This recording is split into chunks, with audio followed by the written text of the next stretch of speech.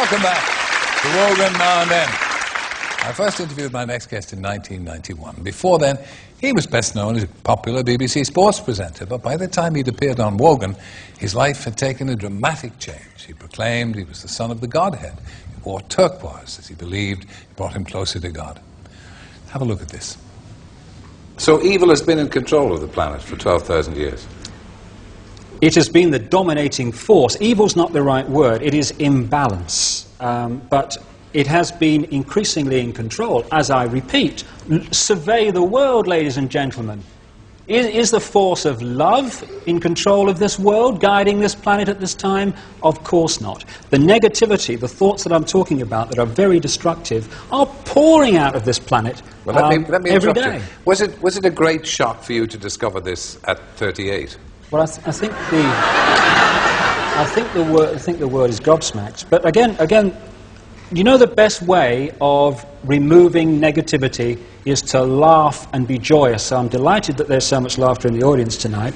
But no, it's but just let me say this. They're laughing at you. They're not laughing with you. Fine.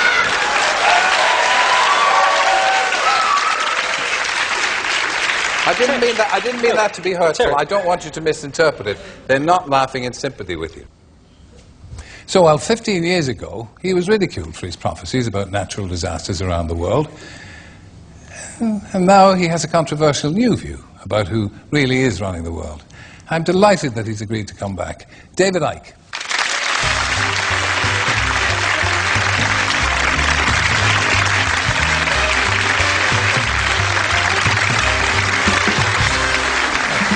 Thank you, no problem. Thank you. Now, again, when I see that, I'm slightly embarrassed by it because I thought I was a bit sharp with that comment. So, and at the time I said I didn't mean it to embarrass you. So, that interview at the time, it changed everything for you, didn't it? Well, it changed everything in the sense of I couldn't walk down any street in Britain without being laughed at by most of the people. Going in a pub, there was uproar. A comedian only had to say my name to get a laugh. And what that does is it reveals to you the level of immaturity that passes for adulthood in this country, whereby clearly a guy was going through an incredible experience. And instead of being mature and saying, why is this guy gone from being this, what you would call straight, normal television presenter, to how he is now. This is interesting. What's happening here? Instead, and I heard the ripples of laughter 16 years on when my name was mentioned, people just laughed. But the other, which gave me a real insight, especially given what I'm doing now in my books, about how easy it is for the few to control the many. Because the many, you know, we laugh at sheep because sheep just follow the one in front. Ah, stupid sheep. We humans have out-sheeped the sheep because at least the sheep need a sheepdog to keep them in line. Humans keep each other in line. And they do it by ridiculing or condemning anyone who commits the crime, because that's what it's become, of being different. I had a choice, Terry, at that point. I could have ended up faced with that scale of ridicule and ended up shaking in the corner. Or I could have said, as I did, laugh, condemn, I don't give a damn. This is me. And if you don't like me, well, that's bad news, because this is the only me there is. And I refuse to conform and be bowed by the ridicule. And what it does, Terry, when you step out of the little box of what will other people think, how do I put this in a way that people won't think I'm crazy, you then realize how small a box you've actually been living in. But you do understand that, and I know you do, that you did make yourself a target because what you were saying was outlandish. It was, by normal standards, outlandish and outrageous, very intense. Just have a look at this. What about eruption? When may we expect tidal waves, eruptions, earthquakes?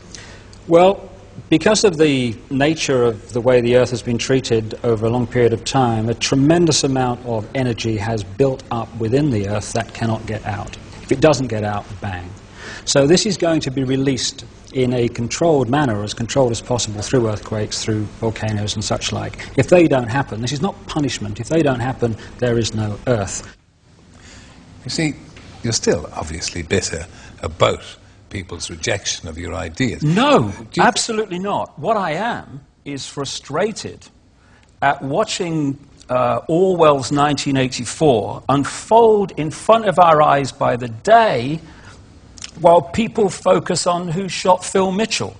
That is frustrating, because my children and your children, thank you, are going to have to live, indeed, in the timescale, so are we, because we're living in it now, when the most basics of freedoms are being taken away. Yeah, and this is happening all over the world, and it's coordinated. Now, if people want to think that that's all happening by accident, please be my guest. I don't give a damn. But the evidence is that it's not. Eh? If it's controlled, it's not happening by accident. Who is controlling people or trying to control them? Well, there is a network of families that you can take back to the ancient world, to places like Babylon, Sumer, which is now Iraq. You can chart them through to Rome, where they were responsible for the Roman Empire and the creation of the Roman Church. God save us from religion, by the way. And then they came up into Europe to become the European aristocracy and royal families. Then through the great empires of Europe, especially the British Empire, but others too, these family bloodlines and the secret society network through which they manipulate themselves into power were exported all over the world. And then when the point came where the European colonial powers appeared to give independence to these countries, that was only on the surface. What actually happened was the family bloodlines and the secret society network through which they manipulate was left out in these former colonies, and they've gone on controlling them ever since. So what you have is a hidden hand where events are manipulated, like 9/11, which not just me, but endless other researchers now around the world have taken apart the official story. It insults the intelligence of a 10-year-old. And you have a hidden hand manipulating events, and the whole goal of it is centralization of power to the point where humans are little more than controlled clones. Who is the hidden hand? I mean, who are these hidden hands? This network of families I'm talking about. You find that people that are in positions of apparent power, like prime ministers and presidents, are actually puppets of the real power, which doesn't put itself on public display. Why would it? I mean, does anyone really think that George W. Bush is running America? He probably couldn't tie his shoelaces, never mind run a country. Let me tell you this. Tell me about the project for the new American century. Tell me about it. I know nothing about it. Exactly. Well, let me tell you then something that you should know about. And this is written down. In the 1990s, an organization was created in America called the Project for the New American Century.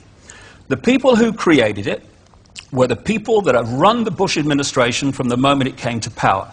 In the year 2000, in September, the Project for the New American Century produced a report, a document, calling for a series of conquests of countries,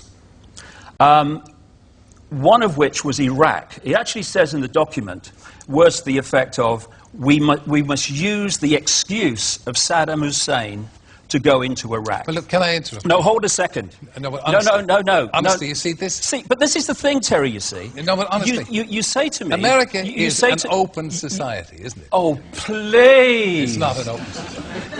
I've got some seafront property in Birmingham, Terry, you might like to buy, mate. Honestly. Please. Please. David. And they say I'm crazy and weird.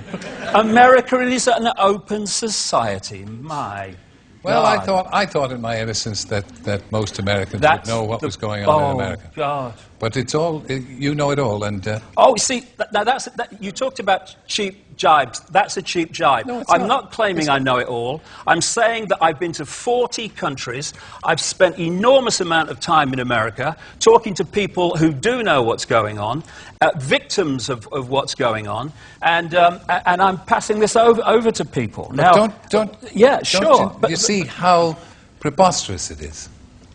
What, the fact that you think America's an open society? No. Absolutely ludicrous, Terry. I've never heard anything so stupid in my life. Okay. Thank you, ladies and gentlemen. David Icke, thank you. Good luck with your mission. Pleasure. Thank you. So join me after the break, and I'll be chatting to Ulrika Johnson about life in the tabloids. You'd be mad to miss it.